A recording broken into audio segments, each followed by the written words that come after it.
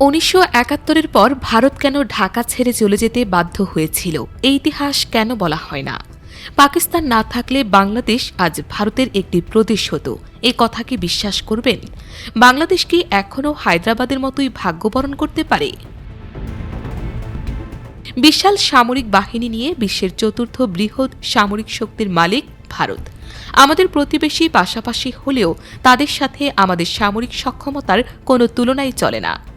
ভারত হয়তো চাইলেই বাংলাদেশে আগ্রাসন চালিয়ে যখন তখন দখল করে নিতে পারে সবকিছু, আবার ভারত যে সেটা চায় তাতেও কোনো সন্দেহ নেই। অন্যদিকে পাকিস্তানের সামরিক শক্তি আজকের এই অবস্থানে না হয়ে যদি আমাদের মতো হতো, তাহলে ভারতকে কখনোই কাউন্টার দিতে পারত না।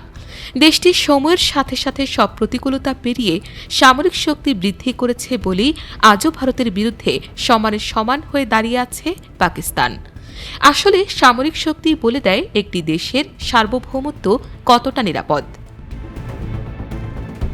এই যখন ভৌগোলিক শক্তির অবস্থা, তখন আলোচনা করা যাক আমাদের প্রসঙ্গে।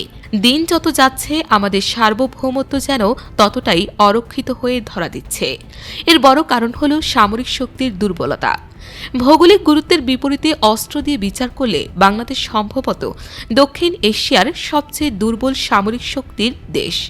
আর এ অবস্থা চলতে থাকলে বাংলাদেশকে ভারতের হায়দ্রাবাদের মতো পরিণতি ভোগ করতে হবে বলে মনে করেন সামরিক বিশ্লেষকরা।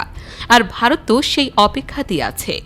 তবে প্রশ্ন হচ্ছে, সামরিকভাবে দুর্বল হলেও কেন ভারত এখনও বাংলাদেশের সামরিক অভিযান চালায়নি? উত্তরটা হল পশ্চিম সীমান্তে থাকা পাকিস্তানের সামরিক বাহিনী। পাকিস্তান যদি ভারতের জন্য একটি বড় ফ্যাক্ট না হতো, তাহলে ভারত নিশ্চিতভাবেই হায়দ্রাবাদের মতো বাংলাদেশকে তার একটি প্রদেশ বানিয়ে ফেলত। ৭১-এ পূর্ব পাকিস্তানের মতো পশ্চিম সীমান্তেও যদি পাকিস্তান পরাজিত হতো, তাহলেও ভারতের সেনাবাহিনী কখনোই ঢাকা ত্যাগ করত না। পশ্চিম সীমান্তে পেরে ওঠেনি বলেই ভারত বাংলাদেশকে স্বীকৃতি দিয়ে একটি নির্দিষ্ট সময় পর ঢাকা ছেড়েছে।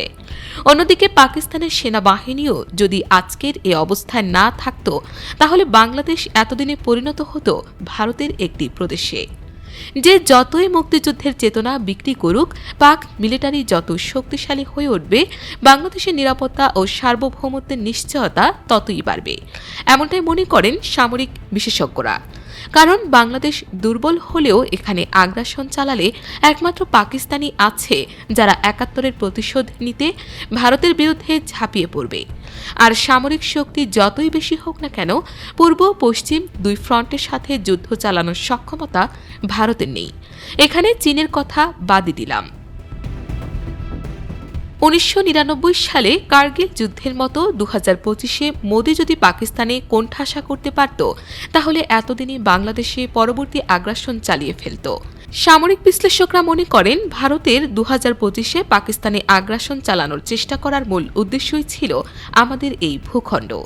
এবার ব্যর্থ হলেও যখনই ভারত পাকিস্তানকে বশ করতে পারবে, তখনই তারা নির্দ্বিধায় বাংলাদেশে আগ্রাসন চালিয়ে দেবে। গত ৫৪ বছরে শুধুমাত্র শহীদ প্রেসিডেন্ট জিয়াউর রহমান এবং বর্তমান অন্তর্বর্তী সরকার ইউনূস ছাড়া বাংলাদেশের সামরিক বাহিনীকে শক্তিশালী করার কথা কেউই চিন্তা করেনি।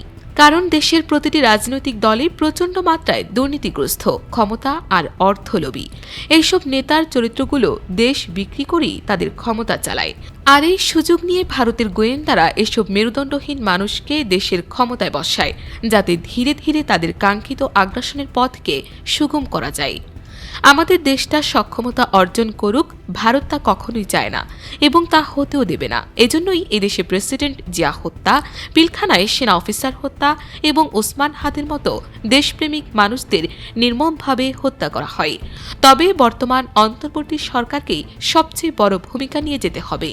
ক্ষমতা ছাড়ার আগেই পাকিস্তানের সাথে সম্পূর্ণ কূটনৈতিক, রাজনৈতিক এবং সামরিক সম্পর্ক স্থাপন করে বিশ্বাসঘাতক ভারতের দুই পাশে একটি শক্তিশালী সামরিক বলয় তৈরি করতে হবে। আর এটাই বাংলাদেশের সার্বভৌমত্ব রক্ষার একমাত্র পথ।